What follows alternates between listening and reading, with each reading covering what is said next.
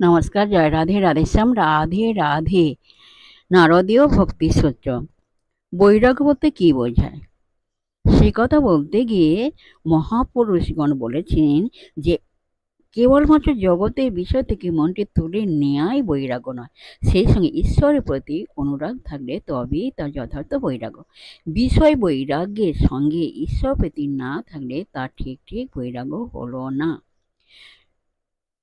কোনো কারণে জীবনে হতাশা এলে মানুষের বিষয় বৈরাগ্য বা নির্লিপ্ততা আসতে পারে, কিন্তু যদি সে ঈশ্বরগত প্রাণ না হয় তবে তা ত্যাগ বা বৈরাগ্য নয়।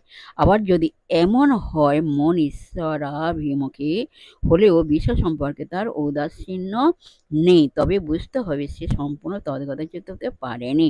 যতটুকু সে বিষয়ের সঙ্গে জড়িত ঈশ্বরের পথে সেইটুকুই তার বিঘ্ন হয়ে রয়েছে।